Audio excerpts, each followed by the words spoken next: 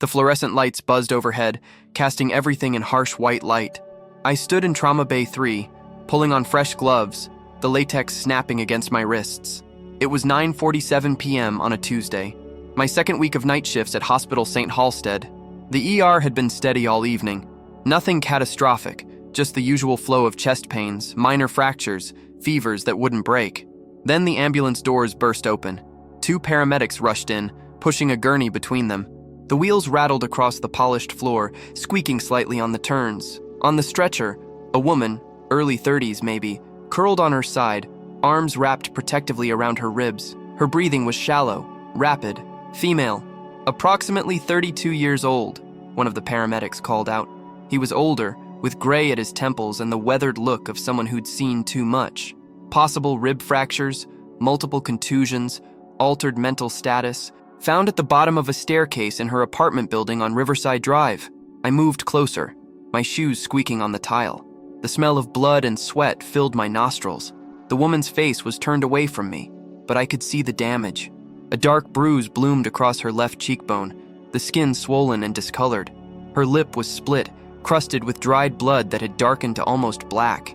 Her hair, dark brown, shoulder-length tangled, was matted with what looked like more blood near her temple.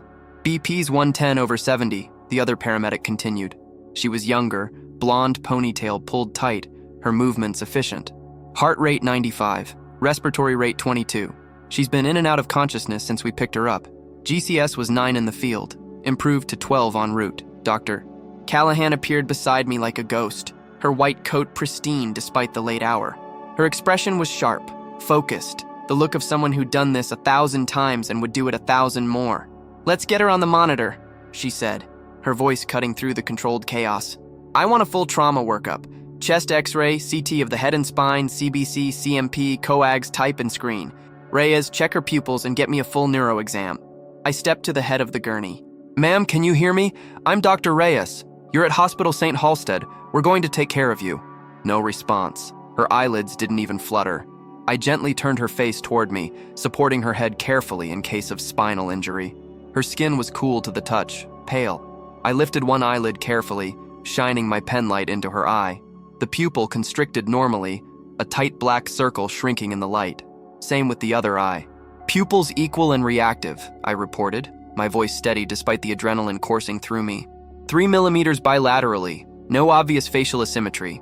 A nurse, Jennifer, one of the night shift veterans, was already cutting away the woman's clothing with trauma shears. The blades sliced through fabric with practiced precision.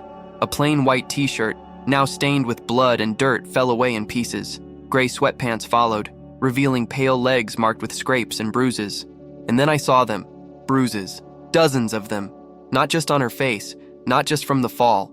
They covered her arms in various stages of healing, creating a timeline of violence written on her skin. Yellow-green fingerprints circled her biceps, old enough to have started fading. Dark purple marks on her forearms that looked like someone had grabbed her, hard, recently. A handprint-shaped bruise on her upper arm, so clear I could almost count the individual fingers. The thumb on one side, 4 fingers on the other, pressed deep into muscle. I felt my stomach tighten, a cold weight settling in my chest. These weren't from a fall down the stairs.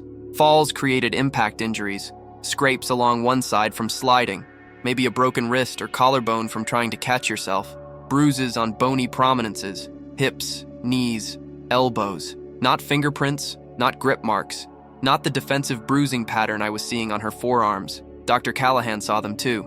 Her jaw clenched almost imperceptibly, the only sign that she was affected. But she didn't break her stride. "Let's keep moving. Get those images now. And someone call respiratory. I want her on oxygen, non-rebreather. 15 liters. The trauma bay erupted into coordinated motion. A respiratory therapist appeared with an oxygen mask. Nurses hooked up monitor leads, the adhesive pads sticking to her chest. Another nurse was establishing IV access, sliding a large bore catheter into her arm.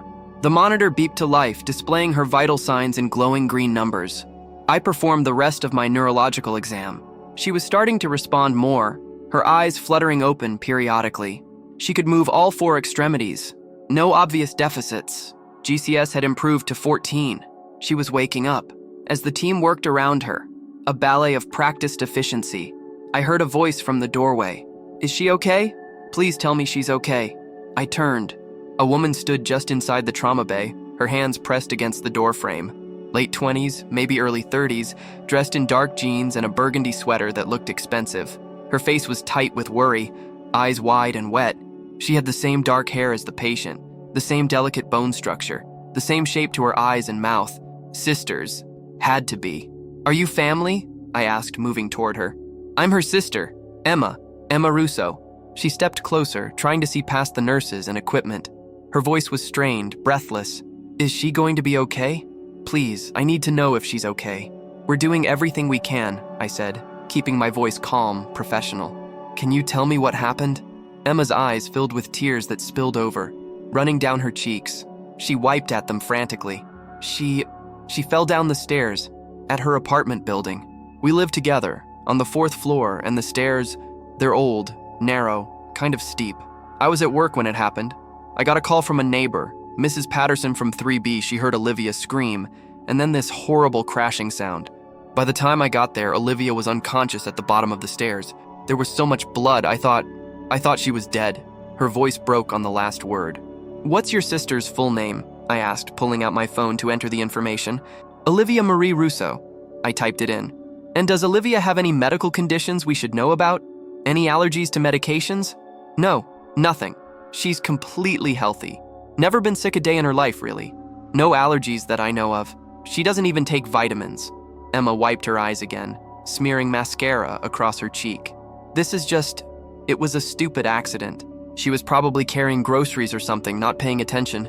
She's always doing too many things at once. I looked back at Olivia on the gurney, at the bruises covering her arms, at the fingerprint marks clear as photographs, at the handprint on her upper arm, the one that couldn't possibly have come from a fall. Ms. Russo, I said carefully, choosing my words. Some of these bruises, they look older, like they've been there for a while, different stages of healing. Emma's face went blank for just a second. Her eyes seemed to lose focus, then sharpened again. She nodded quickly, almost too quickly. Yeah, Olivia's really clumsy. She's always been like that ever since we were kids. Always bumping into things, running into door frames, tripping over her own feet. You know how some people are just accident-prone? I didn't say anything, just watched her. She fell down the stairs, Emma repeated, her voice firmer now, like she was convincing herself as much as me. That's what happened. That's all that happened. She fell. A nurse called for me from inside the trauma bay. Dr. Reyes, we're ready for transport to CT. I nodded, then looked back at Emma. We'll take good care of her. There's a waiting room on the 3rd floor just outside the ICU. Someone will update you as soon as we know more. Can I see her before you take her away? I hesitated. Standard protocol was to keep family out of the trauma bay during active resuscitation, but we were past that now. She was stable enough. Just for a moment, I said. Emma rushed past me to the gurney. She grabbed Olivia's hand, careful to avoid the IV line, and leaned down close to her sister's face. Livy, she whispered. Livy, it's me. It's Emma. You're going to be okay. I'm here. I'm not going anywhere. Olivia's eyes fluttered open, unfocused at first, then slowly finding Emma's face. She murmured. Her voice was barely audible. I'm here, sweetie. I'm right here. Emma smoothed Olivia's hair back from her forehead with infinite gentleness. You fell down the stairs, remember? But you're going to be fine. The doctors are taking good care of you. Olivia's eyes closed again.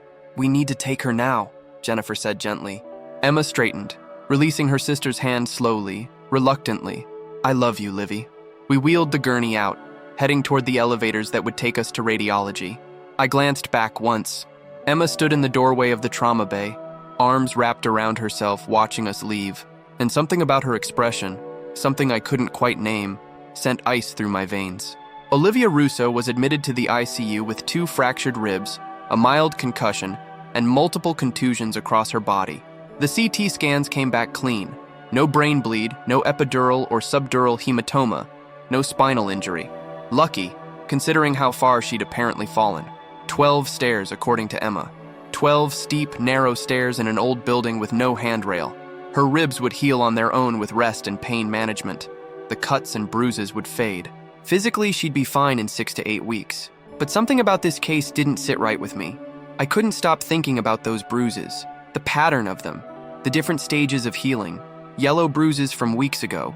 the hemoglobin breaking down into bilirubin, purple ones from days ago, fresh bleeding under the skin, red marks that could have been from this morning, still angry and new. Falls downstairs cause specific predictable injuries. I'd learned that in my emergency medicine rotation. Impact marks on one side of the body from tumbling, abrasions, road rash essentially, from sliding against concrete or wood, maybe a broken wrist or radius from instinctively trying to catch yourself, head injuries from impact, but not fingerprints, not handprints, not the kind of defensive bruising I saw on Olivia Russo's forearms, the kind that happens when you throw your arms up to protect your face from a blow. I sat in the residence lounge that night, long after my shift should have ended. The room was small, cramped, furnished with a worn couch that had seen better days, and a coffee maker that produced something that resembled motor oil more than actual coffee. The clock on the wall read 3:47 a.m. I reviewed Olivia's chart on my laptop, the screen's blue light harsh in the dim room, the images from the CT scan showing her brain and spine in cross-section, the photos the nurses had taken of her injuries for documentation, standard procedure for all trauma cases, but especially important when there might be legal implications later. I zoomed in on one photo, the handprint on her upper arm, 5 distinct marks, 1 thumb, 4 fingers. The kind of bruise that happens when someone grabs you hard, their grip so tight it damages the small blood vessels under your skin. The door opened. Dr. Callahan walked in, still in her white coat despite the late hour. She looked as alert as she had 12 hours ago, though I knew she'd been here even longer than I had. "You're still here," she said, more observation than question. "Just finishing up some charts." The lie came easily. I wasn't charting. I was obsessing. She moved to the coffee maker, poured herself a cup, took a sip, and grimaced. "This is truly terrible. Yeah, I think it's been sitting there since yesterday morning." She poured it down the sink and turned to face me. "The Russo case bothering you?" I looked up, startled. "Is it that obvious? You've been staring at that screen for 20 minutes without moving. Your coffee's gone cold, and you have that look." "What look?" "The look every good doctor gets when something doesn't add up." She pulled out a chair and sat across from me. "What's your read?" "The sister said she fell down the stairs." "But you don't believe her." It wasn't a question. Dr. Callahan had been doing this for 25 years. She'd seen everything. She knew. "The bruising pattern doesn't match," I said, turning the laptop so she could see the photos. "Too many bruises in different stages of healing. And the location. Upper arms, forearms, defensive positions. This looks like someone grabbed her. Multiple times. Over multiple days, maybe weeks." Dr. Callahan studied the images, her face unreadable. She zoomed in on the handprint, examined it from different angles, then clicked through the other photos. The fingerprints on the biceps, the defensive bruising on the forearms, the old yellow marks mixed with the new purple ones. "Did you ask the sister about it?" she said finally. "I tried. She shut down, said Olivia's clumsy, always bumping into things." Classic deflection. Dr. Callahan leaned back in her chair. "And the patient? Still unconscious when I left her in the ICU. Should wake up soon, though. The concussion wasn't severe." Dr. Callahan nodded slowly, her fingers steepled under her chin. "When she does wake up, you need to talk to her. Alone, without the sister present. You think it's domestic violence. I think the evidence suggests it, but we need to hear it from her." She stood up, pushing her chair back. "And Reyes? If she confirms it, we have a legal obligation to report it. Understood?" "Understood." She paused at the door. "Get some sleep. You're no good to anyone if you're running on empty." "Yes, ma'am." She left. I sat there for a few more minutes, staring at Olivia's face on the screen.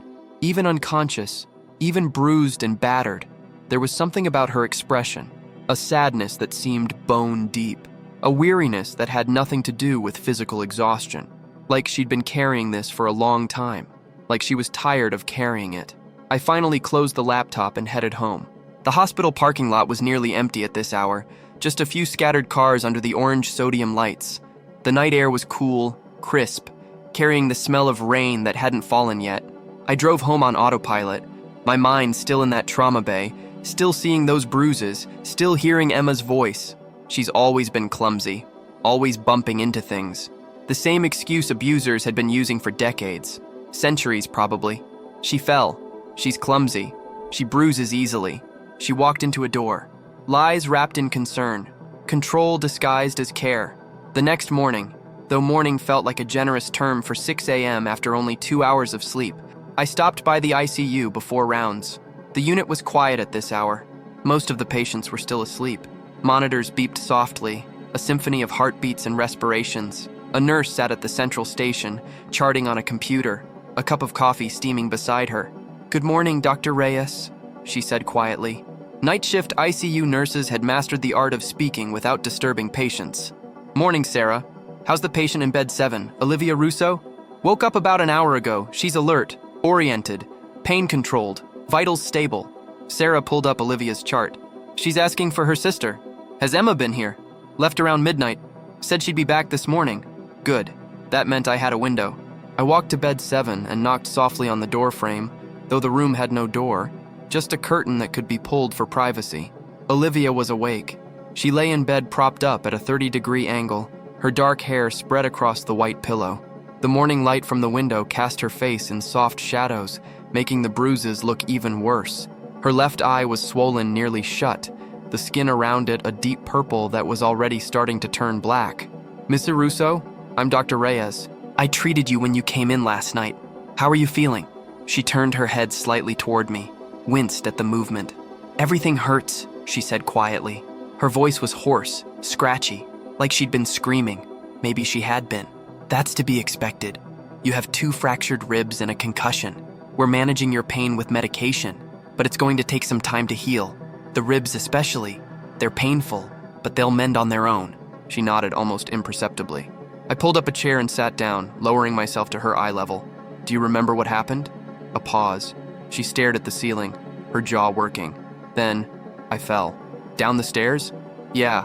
Her voice was flat, emotionless, like she was reciting lines from a script she'd memorized. I watched her face carefully.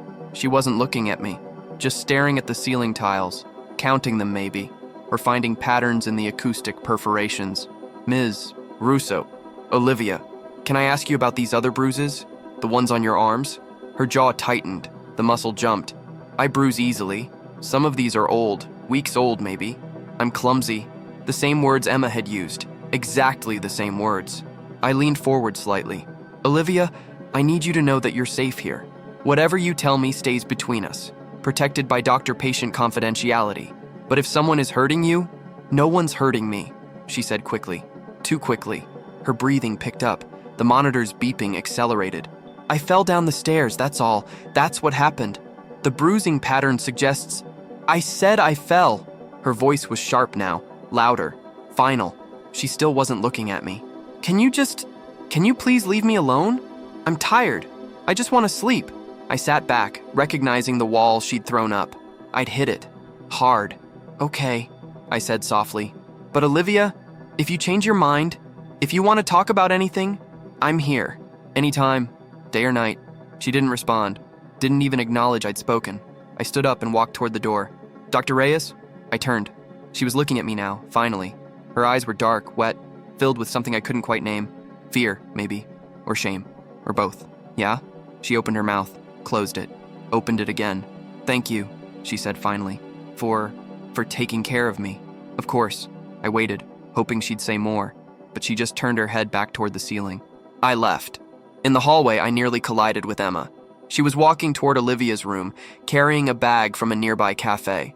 The smell of coffee and fresh pastries wafted from it. "Dr. Reyes," she said, stopping abruptly. "How is she?" "Awake. In pain, but stable."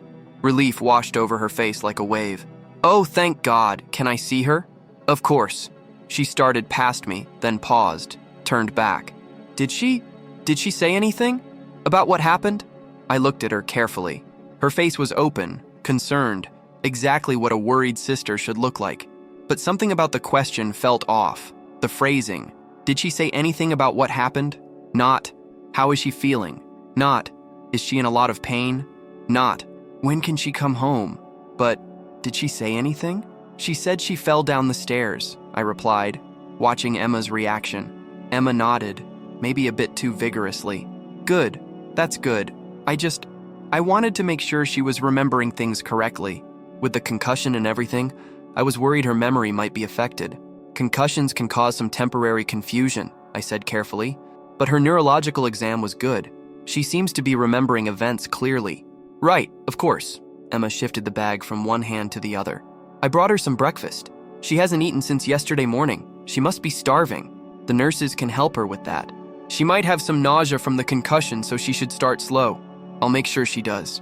Emma smiled, but it didn't reach her eyes. Thank you, Dr. Reyes, for everything you've done. She went into Olivia's room. I stood in the hallway, watching through the window as Emma set down the bag and leaned over her sister's bed. She was talking, animated, gesturing with her hands. Olivia just lay there, nodding occasionally, her face expressionless. Then Emma took Olivia's hand, gently, carefully, and Olivia flinched. It was subtle.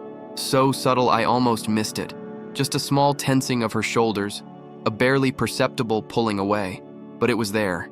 I pulled out my phone and dialed the hospital social work department. Hi, this is Dr. Reyes in the ER. I need to consult on a possible domestic violence case. Patient name Olivia Russo, currently in the ICU.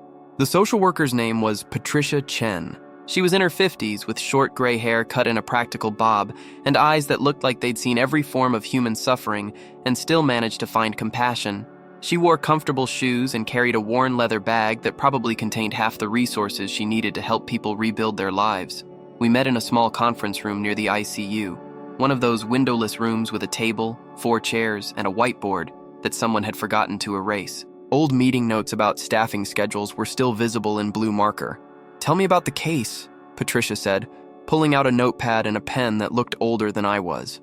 I walked her through everything: the ambulance call, the fall, the bruises in various stages of healing, the sister's explanation, Olivia's denial, the flinch I'd witnessed. Patricia listened without interrupting, her pen moving across the page in shorthand I couldn't decipher. When I finished, she was quiet for a moment, tapping her pen against the notepad.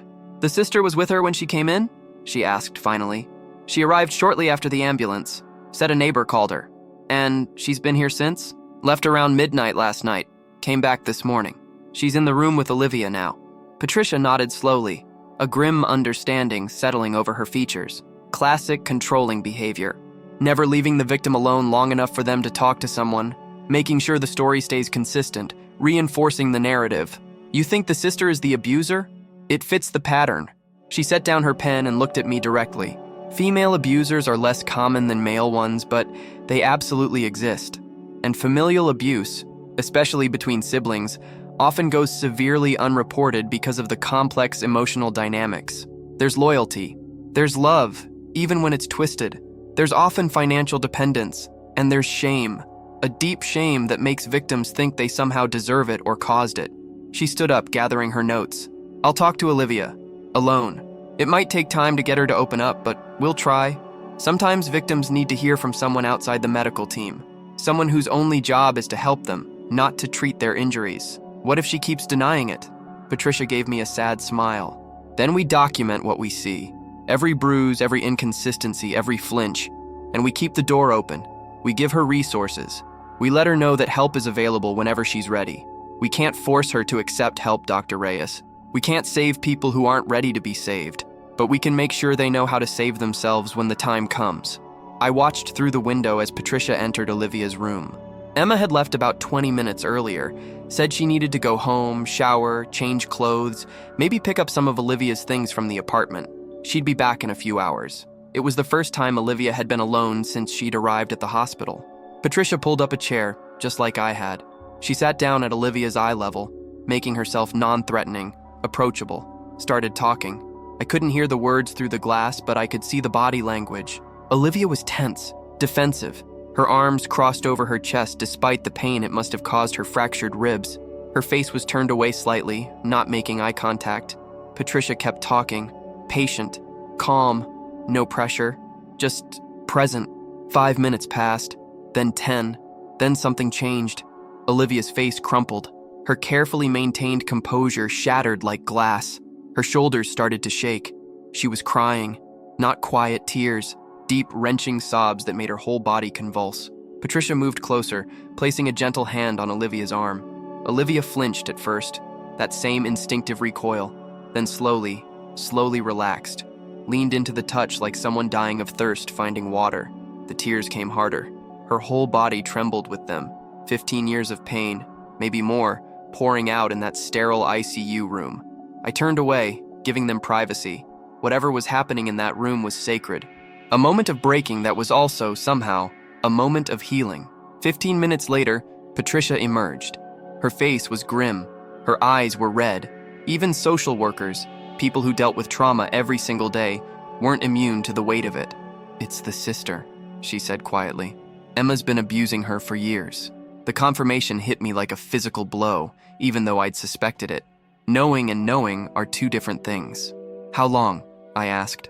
"Since they were kids." We went back to the conference room. Patricia sat down heavily, like the weight of what she'd just heard was too much to carry standing up. She set her bag on the table and pulled out a tissue, wiping her eyes quickly before I could comment on it. "I need a minute," she said. "Sorry. I've been doing this for 20 years, and some cases still get to me. Take your time." She took a deep breath, composed herself, opened her notepad. "Their parents died in a car accident," she began. "Olivia was 16. Emma was 21.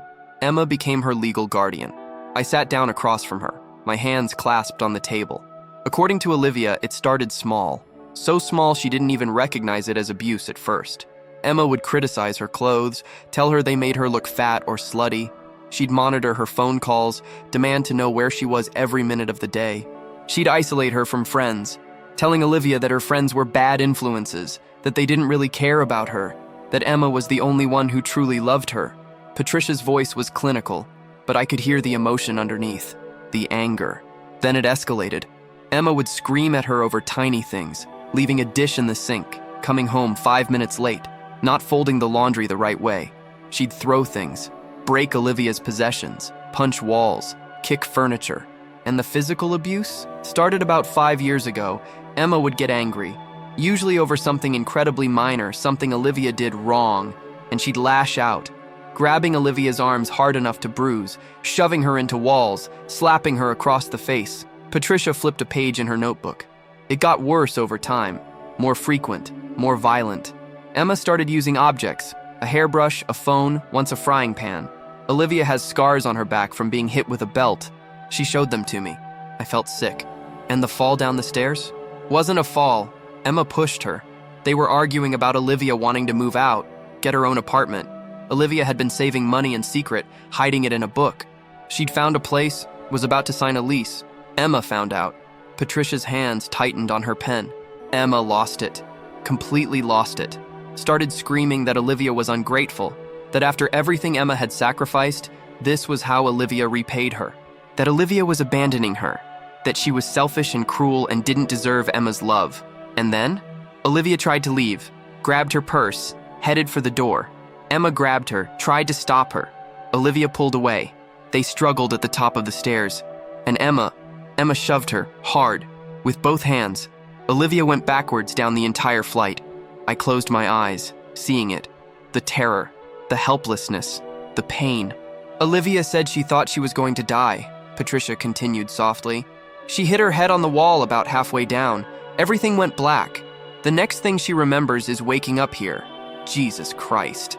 Emma called 911 herself, told them Olivia had fallen. When the paramedics arrived, Emma was crying, playing the concerned sister. Olivia was unconscious, couldn't contradict her story. Patricia closed her notebook. Olivia's terrified Dr. Reyes. She has no money. Emma controls all their finances, takes Olivia's paychecks and deposits them into an account Olivia can't access. She has no friends. Emma isolated her completely over the years. No support system, no place to go. She thinks if she tells anyone the truth, Emma will either hurt her worse or abandon her completely. And she's not sure which scares her more. I leaned back in my chair, processing it all. "We need to call the police," I said. "I already did. They're sending someone over. Detective Morales, she specializes in domestic violence cases. And Emma? Still at home, supposedly. Olivia thinks she's at their apartment, probably going through Olivia's things, looking for the money Olivia had hidden, making sure there's no other evidence of her planning to leave." The cruelty of it was staggering. Not just the physical abuse, but the systematic dismantling of Olivia's autonomy, her independence, her very self. "What happens now?" I asked. "Police will take Olivia's statement, document her injuries. We'll need detailed photos, measurements, descriptions of every bruise and its approximate age. They'll file a report, probably get a restraining order. In the meantime, We need to keep Emma away from Olivia. If she comes back to the hospital, we don't let her in the room. I'll notify security, put a flag in the system. Good. Patricia gathered her things. I'm going to start looking into emergency housing. There's a women's shelter on the east side that has good security and specialized programs for domestic violence survivors. It's not ideal, but it's safe. And right now, that's what matters most. She stood, then paused. Dr. Reyes? Yeah? Thank you. For noticing. For caring enough to call me. You'd be surprised how many people see the signs and look away. Tell themselves it's not their business. You didn't do that. I couldn't, I said simply. She nodded and left. I sat there alone in the conference room, staring at the forgotten whiteboard notes about staffing schedules. Normal, mundane hospital business. While down the hall, a woman was reliving years of trauma, finally speaking the truth she'd been forced to keep silent for so long. The police arrived an hour later. 2 detectives, a woman named Sarah Morales and her partner, a younger man named Detective Park. Morales was in her 40s, with dark hair pulled back in a professional bun and eyes that had seen too much but still held compassion. Park looked fresh out of the academy, maybe early 30s, carrying a digital camera and an evidence kit. I met them at the ICU entrance and walked them through what we knew. The injuries, the pattern of abuse, Olivia's statement to Patricia. Morales listened carefully, taking notes in a small leather-bound notebook. Is the sister here now? No. She left about 2 hours ago. Said she'd be back. Good. We'll take the victim's statement first, then decide how to proceed with the sister. She looked at Park. You'll document the injuries. Photos, measurements, the works. I want this airtight. They went into Olivia's room with Patricia. I stayed outside, watching through the window again. This was becoming a habit. Olivia was sitting up slightly now, wincing with each breath from her fractured ribs. Morales pulled up a chair, introduced herself, explained the process. Olivia nodded, her face pale but determined. And then she started talking, slowly at first, hesitantly, like testing the ice to see if it would hold her weight, then faster, the words pouring out like they'd been dammed up for years and the barrier had finally broken. She talked for almost an hour. Morales wrote everything down, filling page after page. Park photographed the bruises from multiple angles, using a ruler for scale, adjusting the lighting to capture every detail. When they finally emerged, Morales' jaw was tight. Dr. Reyes? Yes? I understand you were the one who first suspected abuse. The bruising pattern didn't match the story about falling downstairs, and the sister's behavior seemed controlled, scripted almost. Morales nodded. Good instincts. We've got enough for a report and an arrest warrant. I'm going to contact the DA's office, get an emergency protective order in place. In the meantime, we need to make absolutely sure Emma Russo doesn't have access to the victim. Already handled. We've put a flag in the hospital system. Security will be notified immediately if she tries to enter the building. Good. Morales handed me her card. If anything changes, if Emma shows up, if Olivia changes her story, anything, call me directly on my cell, day or night. I took the card, sliding it into my pocket. What happens to Olivia after she's discharged? We're coordinating with Ms. Chen. There's a shelter with availability. It's secure, staff is trained in trauma response. It's not a permanent solution, but it'll keep her safe while we work on transitional housing. And Emma? Morales' expression hardened. We'll bring her in for questioning, based on what we have. The victim's statement, the documented injuries, the pattern of abuse. The DA will almost certainly file charges. Assault, battery, maybe attempted murder, depending on how the DA wants to proceed with the staircase incident. Will Olivia have to testify? Probably, but we'll do everything we can to support her through it. Victim advocates, counseling, court prep, and we'll push for a plea deal if possible. Spare her the trauma of a trial. Morales glanced back at Olivia's room. Family cases are always the hardest. The victim feels guilty, feels like they're betraying someone they love, even when that person has hurt them terribly. Do they usually follow through? Press charges? Sometimes, Morales said honestly. Sometimes they change their minds, get scared, or the abuser convinces them to recant. Family pressure is real. The abuser knows all their vulnerabilities, knows exactly what to say to make them question themselves. And if Olivia recants, then we've documented everything we can. We've opened a case file, and we hope that next time, because there's usually a next time, she'll be ready, or that the documentation helps someone else see the pattern. She headed toward the elevator, Park following with his evidence kit. I went back to Olivia's room. She was lying down now, eyes closed, exhausted. Telling your story takes everything out of you. Reliving trauma is its own form of violence. Olivia, I said softly. Her eyes opened. How are you feeling? Scared, she said simply. But lighter. Is that weird? I feel like I've been carrying this huge weight for years and I finally put it down. That's not weird at all. She smiled slightly. The detective said Emma might go to jail. It's possible. I don't want her to go to jail. Her voice cracked. I just want her to stop, to get help, to be the sister she used to be. I know. Does that make me weak? That I still love her even after everything?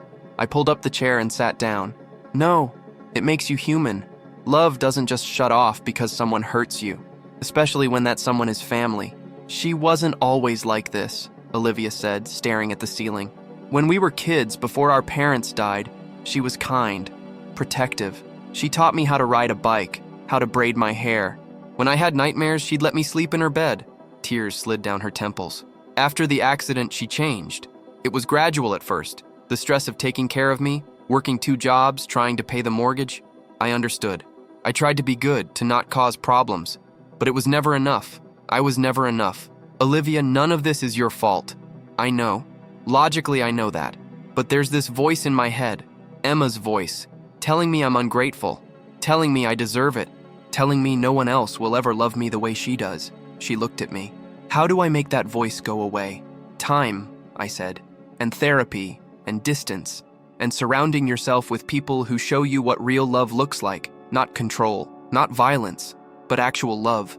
She nodded, wiping her eyes. You did the right thing, I said, telling the truth. That took incredible courage. It doesn't feel courageous. It feels terrifying. Courage isn't the absence of fear. It's doing the right thing despite the fear. She managed a small smile. Did you read that on a greeting card? I laughed. Maybe, but it's still true.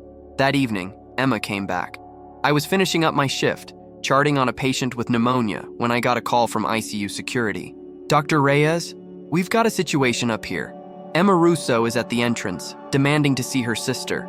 We told her about the restriction, but she's refusing to leave. Says she has a right to see her sister, that we can't keep them apart. My heart sank. I'll be right there.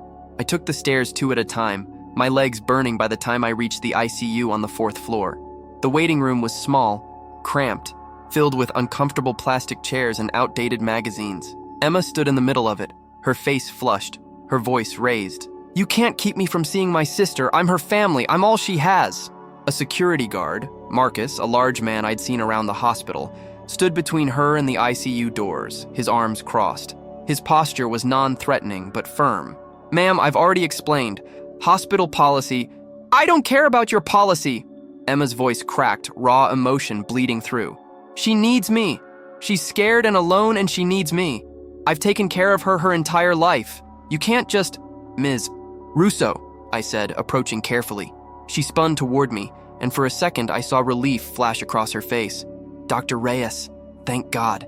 Tell them I can see Olivia. This is ridiculous. I'm her sister. I understand, but... No, you don't understand. Her voice rose higher. People in the waiting room were staring now. She's my sister, my responsibility. I've given up everything for her, and now you're telling me I can't see her? That's insane. Ms. Russo, Olivia has requested that you not be allowed to visit. A lie, but a necessary one. Emma's face changed. The flush drained away, leaving her pale. Her eyes narrowed. That's not true. Olivia would never say that. We're sisters. We're all we have. I'm sorry, but did she say something? Emma interrupted, her voice dropping to something quieter, something dangerous. Did she tell you something? About me? I kept my face neutral. Ms. Russo, I think it's best if you leave. She lies, Emma said flatly. Has she been lying to you? Olivia's always been dramatic, since we were kids. Makes up stories, creates problems where there aren't any. You can't believe everything she says. Ms. Russo, I love my sister, Emma continued, her voice rising again. Tears filled her eyes, spilling over. Real tears. I've taken care of her since she was 16 years old. Do you know what that's like? Giving up your entire life for someone?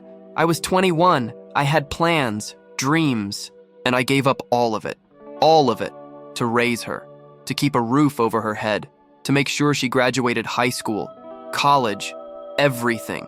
Her voice broke. And this is how she repays me? By lying to doctors? By turning everyone against me? By making me out to be some kind of monster? She wiped her eyes, smearing mascara down her cheeks. Please, she said, her voice quieter now, pleading. Please let me see her. I just need to talk to her. 5 minutes. That's all I'm asking. 5 minutes to make sure she's okay. To tell her I love her. Please. For a second, just a second, I wavered. Her pain seemed so genuine. Her love for her sister so real. But then I remembered the bruises, the fingerprints, the handprint on Olivia's arm, the terror in her voice when she told Patricia about being pushed down the stairs. This was what abusers did. They cried, they pleaded, they made you question reality. They made themselves the victim. I'm sorry, I said firmly, but you need to leave. Now, or I'll have security escort you out and I'll call the police. Emma stared at me for a long moment. The tears stopped as quickly as they'd started. Her face hardened, transforming into something cold, calculating. This isn't over, she said quietly. You think you're helping her? You're destroying her. She needs me. She can't survive without me. And when she realizes that, when she comes crawling back, I'm going to remind her that you're the one who kept us apart. She turned and walked toward the exit, her footsteps sharp against the tile floor. Marcus let out a breath. That was intense. Yeah, I said, my hands shaking slightly. Keep an eye out. If she comes back, call the police immediately. Don't engage with her. Will do, Doc. I went back downstairs, my heart still pounding. Something about the way Emma had looked at me in those final seconds had sent ice through my veins. Not anger, not even really hatred, just cold certainty. Like she knew something I didn't. Like she was already planning her next move. I pulled out my phone and called Detective Morales. Morales. Detective, it's Dr. Reyes from St. Halstead. Emma Russo just showed up at the hospital.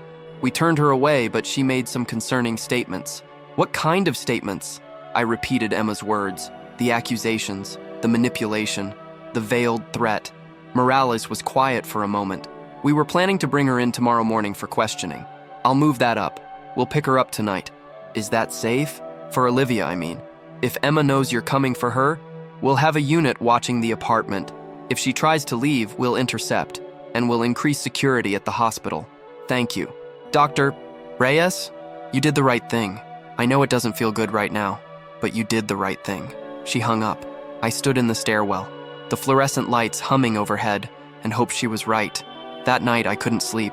I lay in my apartment, staring at my ceiling, watching the shadows from passing cars slide across the plaster. My mind kept replaying the day. Emma's face, Olivia's tears, the bruises, the accusations. She lies. She's always been dramatic. What if Emma was right? What if Olivia had exaggerated? What if I'd overreacted? No. I shook my head, pushing the thought away. That was the manipulation talking. That was exactly what Emma wanted me to think. The bruises didn't lie. The pattern didn't lie. The fear in Olivia's eyes didn't lie. I finally gave up on sleep around 3 a.m. and went for a run. The city was eerily quiet at this hour, the streets empty except for the occasional taxi. My footsteps echoed against the pavement. The streetlights cast long shadows that seemed to follow me. I ran until my legs burned and my lungs ached, until the thoughts in my head quieted to a manageable roar. When I got back to my apartment, the sun was starting to rise. Pink and orange streaks painted the sky. A new day, new possibilities. I showered, changed, and headed to the hospital. Olivia was being discharged that morning. I found Patricia in her office early, already on the phone with the women's shelter, confirming the arrangements. Yes, we'll have her there by noon, she was saying. Her medical needs are minimal. Pain management for the ribs, follow-up with neurology for the concussion in 1 week. She's ambulatory, independent with ADLs. Perfect. Thank you so much. She hung up and looked at me. They've got a bed for her. Private room, actually. They had a cancellation. She'll stay there until we can arrange something more permanent. How is she? Scared, exhausted, but determined. I think yesterday, finally telling her story, being believed, gave her something she hasn't had in a long time. What's that? Hope. Patricia pulled out a folder, started organizing paperwork. Detective Morales called this morning. They picked up Emma last night. She's being held pending arraignment. Relief washed through me. Did she resist? Apparently she went quietly. Almost too quietly, according to Morales. Like she expected it. Has she asked about Olivia? Constantly. Keeps saying she needs to talk to her sister, that there's been a misunderstanding. The detectives aren't allowing contact. Good. Patricia looked at me. Dr. Reyes, I need you to prepare yourself for something. What? Olivia might change her mind. About pressing charges. About staying away from Emma. It happens more often than you'd think. The reality of what she's done, turning her sister in, breaking up their family, might hit her hard. She might start to feel guilty. Emma's lawyers will definitely try to contact her, convince her to recant. My stomach sank. What do we do if that happens? We support her anyway. Whatever decision she makes, we support it. We can't force her to testify. We can't force her to stay away. We can only give her the tools and resources to make her own choice. Even if that choice puts her in danger? Even then. Patricia's eyes were sad but firm. I know it's frustrating. God knows I've watched too many women go back to abusive situations. But we can't save people who don't want to be saved. We can only be there when they're ready. I went to see Olivia before she was discharged. She was dressed in clothes Patricia had brought from a donation closet, jeans that were slightly too big, a soft blue sweater, white sneakers. Her face was still bruised. The swelling around her eye had gone down slightly, but the discoloration had spread, creating a rainbow of purple and yellow. She'd tried to pull her hair back, but pieces kept falling into her face. "Hey," I said from the doorway. "How are you feeling?" "Sore, nervous, but okay." She managed a small smile. "Ready to get out of here, honestly. Hospitals freak me out." "That's understandable." I stepped into the room. "Patricia told you about the shelter?" She nodded. "Yeah, she showed me pictures. It looks nice, safe." "It is. And she'll help you with everything else. Job applications, permanent housing, therapy referrals. You won't be alone." "I know." She took a deep breath. "I'm terrified, Dr. Reyes. Like, completely terrified. What if I can't do it?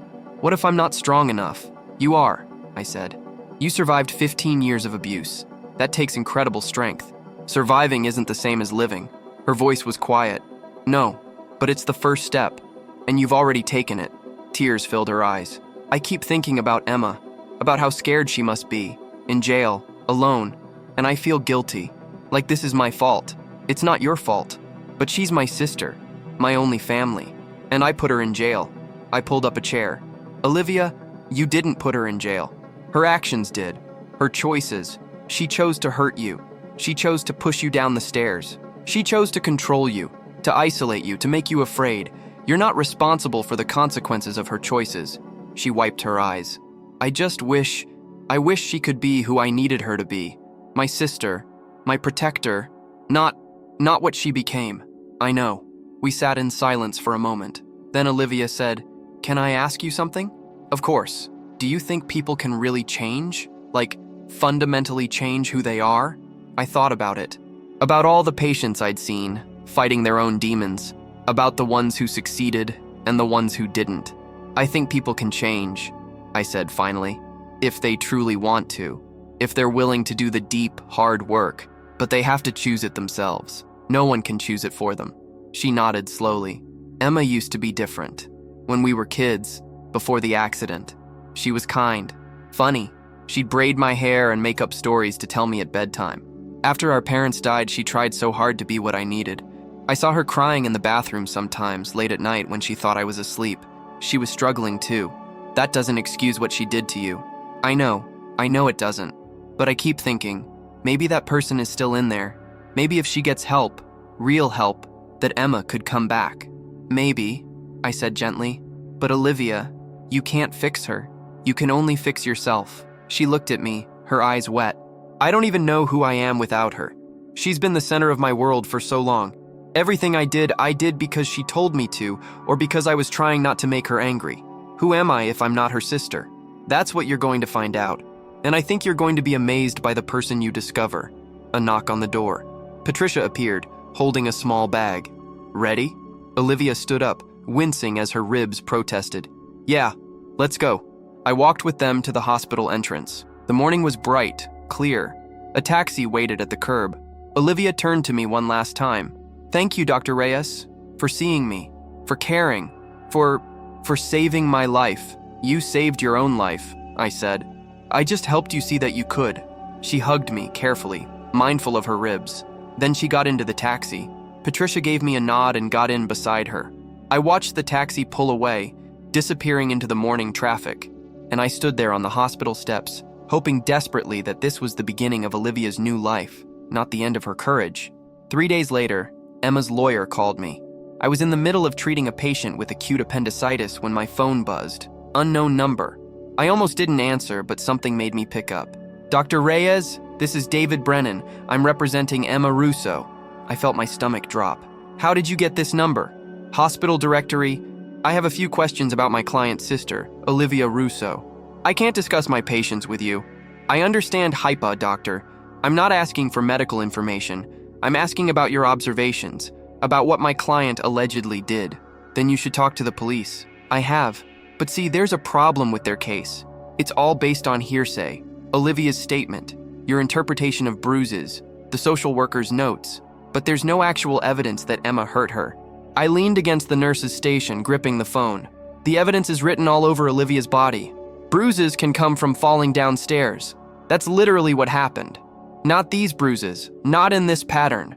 Says who? You? With all due respect, doctor, you're not a forensic pathologist. You're a first-year resident. How many domestic violence cases have you seen? How many bruising patterns have you analyzed? I didn't answer. Here's what I think happened, Brennan continued smoothly. I think Olivia fell down the stairs. I think she was embarrassed. Maybe she'd been drinking or she was distracted. And when she woke up in the hospital, scared and confused, a well-meaning social worker convinced her that she was an abuse victim, planted ideas in her head, made her reinterpret years of normal sibling conflict as something sinister. That's not what happened, isn't it? Because Olivia's had time to think now, away from the hospital, away from you and Ms. Chen and your suggestions, and she's starting to remember things differently. My blood went cold. What are you saying? I'm saying my client loves her sister, wants to make sure she's okay, and Olivia wants to see her too. They want to work this out, like family should. Olivia has a restraining order, which she can ask to have lifted, which she might do, if people stop interfering. I'm not interfering, I'm protecting her. From what? From her sister who raised her? Who sacrificed everything for her? Who loves her? His voice hardened. You need to ask yourself something, Dr. Reyes. Who are you really protecting? Olivia? Or your own ego? Your own need to be a hero? He hung up. I stood there, phone in my hand, my heart pounding. Was he right? Had I overreacted? Had Patricia and I convinced Olivia she was a victim when she wasn't? No, I'd seen the bruises, photographed them, documented them, but doubt crept in anyway, insidious and cold. I called Detective Morales. Morales. Detective, it's Dr. Reyes. Emma's lawyer just called me. He's saying Olivia wants to recant. Silence. Detective, we heard, she said finally. Brennan's been pushing hard. He contacted Olivia through the shelter somehow. We're still trying to figure out how. Sent her a letter from Emma. What did it say? Everything you'd expect. I love you. I'm sorry. This is all a misunderstanding. Please don't let them destroy our family. Come home. And Olivia? She's wavering. I closed my eyes. Damn it. Patricia's with her now, trying to help her see clearly, but Morales sighed. I've been doing this a long time, Dr. Reyes, and I can tell you that most domestic violence victims go back to their abusers at least once, sometimes multiple times. It's the cycle. So what do? We keep building our case, we document everything, and we hope Olivia stays strong. But if she recants, if she decides not to press charges, we have to respect that, even though it puts her in danger. Even then, she hung up. I stood there in the hallway, feeling helpless, useless. All this work, all this effort, and Emma might walk free anyway. 2 days later, Patricia called me. Dr. Reyes, we need to talk about Olivia. What happened? She's been in contact with Emma, or Emma's been in contact with her. Letters, somehow getting through shelter security. Long, detailed letters about how sorry Emma is, how she's getting help, how she wants to change. And Olivia? She's struggling. The shelter is hard. Being alone is hard. Job hunting has been discouraging. She's had 2 interviews and no callbacks. She's running out of money, and Emma's letters make it all sound so easy. Come home. I'll take care of you. We'll work it out. We're family. It's a trap. I know that. You know that. But Olivia? Patricia's voice was heavy. She's 29 years old and she's never lived on her own, never paid her own bills, never made her own decisions without Emma's input. The real world is overwhelming, and Emma's offering her the familiar, the safe, even if that safety is an illusion. Can I talk to her? She asked if you would. We met at a coffee shop near the shelter. Olivia looked different. The bruises had faded to a sickly yellow-green. Her ribs were healing, but emotionally she looked worse, exhausted, lost. Dark circles under her eyes suggested she wasn't sleeping. She'd lost weight. Her cheeks were hollow, her clothes hanging loose. "Thank you for meeting me," she said quietly. I sat down across from her, setting my coffee on the small table between us. "Of course. How are you?" "I don't know." She wrapped her hands around her coffee cup like she was trying to absorb its warmth. "I'm confused, scared. I don't know what to do. Patricia said Emma's been writing to you." She nodded. "Long letters about how sorry she is, how she's started therapy, how she's taking medication for her anger, how she wants to change, to be better, to be the sister I deserve. And you're thinking about going back." "I don't know." Tears filled her eyes. "Everyone keeps telling me what I should do. Stay away, press charges, build a new life. And I understand that's probably the smart thing, the safe thing. But what? But she's my sister, the only family I have left. And what if she really is changing? What if this is real? Don't I owe it to her to at least give her a chance? Olivia? And what if I can't do this?" She continued, her voice rising. "What if I can't make it on my own? I've had 2 job interviews, and both times I completely froze. I couldn't answer their questions. I just sat there like an idiot. I can't even pay for this coffee. Patricia gave me $20 this morning because I'm broke." She wiped her eyes. "Emma always took care of everything. Money, bills, decisions. She was good at it. Efficient. And maybe she got too controlling, maybe she went too far, but at least things got done. At least we had food, and rent was paid, and life worked. Life didn't work, Olivia. You were being abused. But I was surviving. And now? Now I'm barely surviving. I'm in a shelter sharing a bathroom with 6 other women. I have $93 to my name. I own 3 outfits. 3! And everyone keeps saying I'm so brave, I'm so strong, but I don't feel brave. I feel terrified and stupid and completely lost." She buried her face in her hands. I let her cry for a minute, gave her space to feel it. Then I said gently, "Olivia, listen to me. What you're feeling is completely normal. Leaving abuse is hard. Starting over is hard. Being alone for the first time in your life is hard. And Emma knows that. She's counting on it." "What do you mean?" "She's counting on you feeling overwhelmed, feeling helpless, feeling like you can't make it without her. That's how abusers work.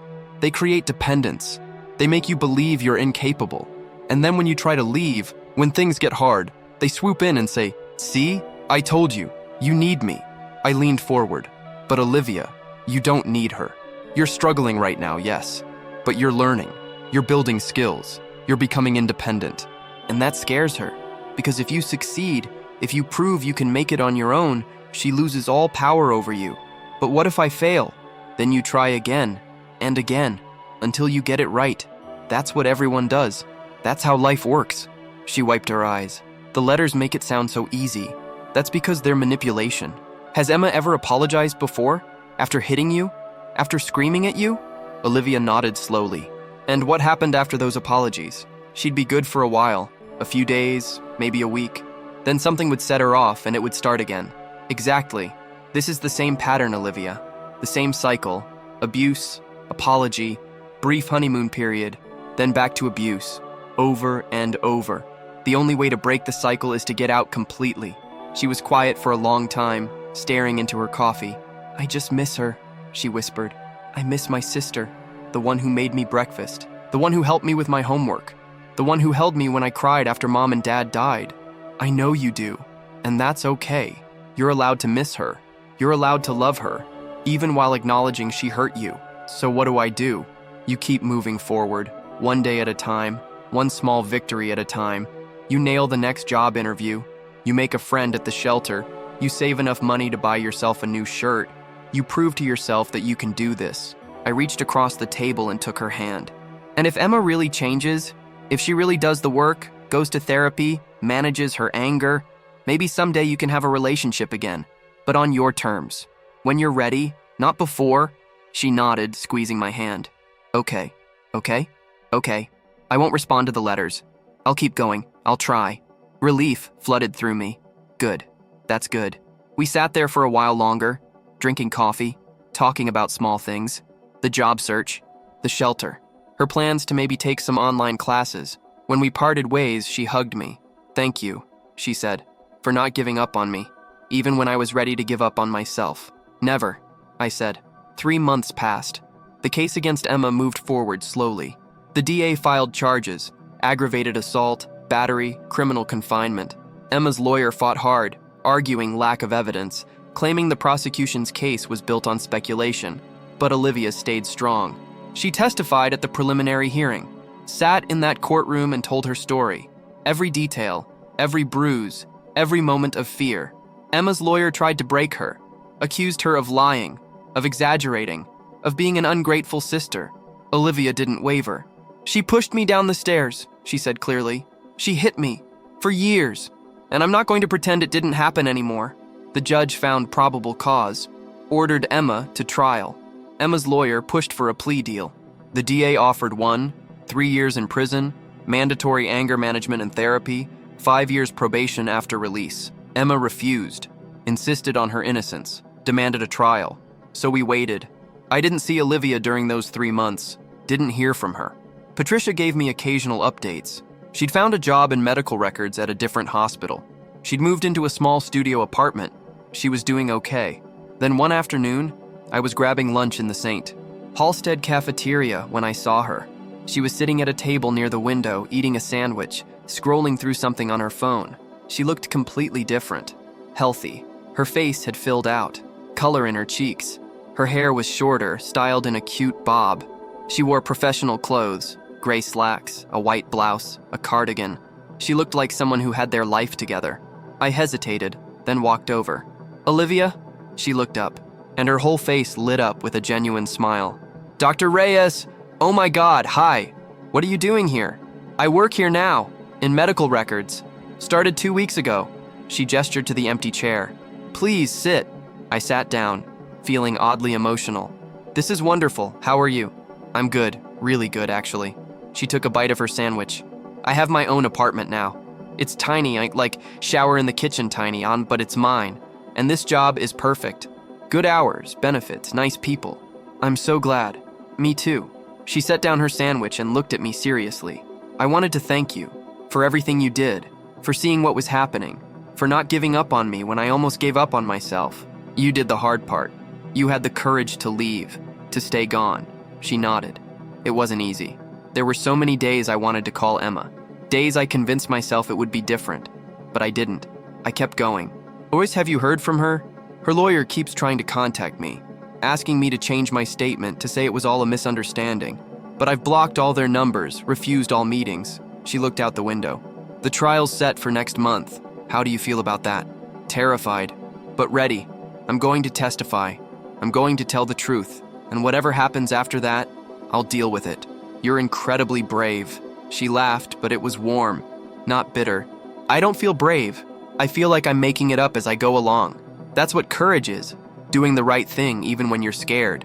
We finished lunch together, talking about her new job, her apartment, her plans for the future. She was taking an online course in medical billing, thinking about maybe going back to school, maybe becoming a nurse. She had hope, real hope. When we parted ways, she hugged me. "Thank you," she said again, "for seeing me, for believing me, for helping me save my own life." "You did that yourself," I said. I just held the door open. The trial lasted 2 weeks. I testified on day 3, described Olivia's injuries, the bruising pattern, the inconsistencies in Emma's story, the medical evidence. Emma's lawyer tried to discredit me, pointed out my limited experience, suggested I jump to conclusions, but the photos didn't lie. The documented injuries didn't lie. And most importantly, Olivia didn't lie. She sat on that stand for 6 hours over 2 days and told her story. Every detail, every incident, every moment of fear. The jury deliberated for 4 hours, guilty on all counts. Emma was sentenced to 5 years in prison, mandatory therapy, a permanent restraining order protecting Olivia. I wasn't there for the sentencing. I heard about it from Patricia. "How did Olivia take it?" I asked. "She cried," Patricia said. "But not from sadness, from relief. She said she finally feels safe." 6 months after the trial, I saw Olivia one more time. She came to the ER, not as a patient, but as a visitor. She'd brought cookies for the staff, homemade chocolate chip. "I wanted to say thank you," she told me, "to everyone who helped me, who saw me, who believed me." She looked radiant, happy, free. "How are you?" I asked. "I'm great. I got promoted at work. I'm taking classes. I have friends, actual friends, people I chose. I'm even dating someone." She laughed. "It's terrifying and wonderful and nothing like what I thought my life would be." "That's amazing." "It is." She paused. "I got a letter from Emma, from prison." My stomach tightened. What did it say? She apologized. Really apologized. Not the manipulative kind. She talked about the therapy she's doing, the things she's learning about herself, about trauma and control and how our parents' death affected her. She said she understands now what she did to me, and she doesn't expect forgiveness, but she wanted me to know she's trying to change. How did that make you feel? Sad, hopeful, cautious. She shrugged. I wrote back, told her I'm glad she's getting help, that I hope she heals, but that I need space, that I'm building a life that's mine, and I'm not ready to share it with her yet. Maybe someday, but not now. That's very mature. I'm learning. She smiled. One day at a time, right? Right. She hugged me one last time and left. I watched her walk out of the ER, her shoulders straight, her step confident, and I felt something settle in my chest. Purpose. Fulfillment. The reason I became a doctor. That night, I sat in my apartment and thought about Olivia, about her journey from victim to survivor, about the courage it took to leave, to stay gone, to build a new life from scratch. I thought about Emma too, about the damage trauma can do, about how hurt people, about the complex web of love and violence that defines so many relationships. There were no easy answers, no simple solutions, but there was hope. Hope that people can change, that cycles can be broken, that healing is possible, even from the deepest wounds. I walked into the ER the next day with renewed purpose, because this was what medicine was really about. Not just treating symptoms, not just healing bodies, but seeing people, really seeing them, the bruises they hide, the stories they're afraid to tell, the courage they don't know they have. And sometimes all it takes is one person, one doctor, one social worker, one stranger, to look at them and say, "You deserve better. You deserve safety. You deserve to be free." And maybe, just maybe, they'll believe it too. Sometimes heroes don't wear capes. Sometimes they're just people. Scared people. Broken people. People who've been told they're worthless for so long they've started to believe it.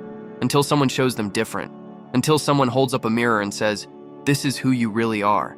Not what they told you. Not what they made you believe. But who you actually are. Strong. Capable. Worthy." And that changes everything. I stood in the doorway of the ER, watching the familiar chaos unfold.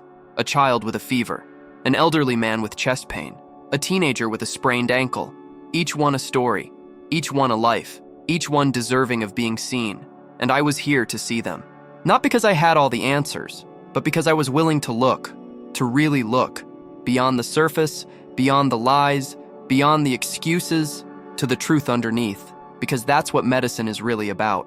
Not just saving lives, but honoring them. Not just closing wounds, but opening doors. Not just treating bruises, but believing the stories they tell. And as I stepped into the ER, ready for another shift, another day, another chance to make a difference, I whispered a quiet prayer. For Olivia and all the others like her. May they find their strength. May they find their voice. May they find their freedom. And may they always know they are seen, they are believed, they are worth saving,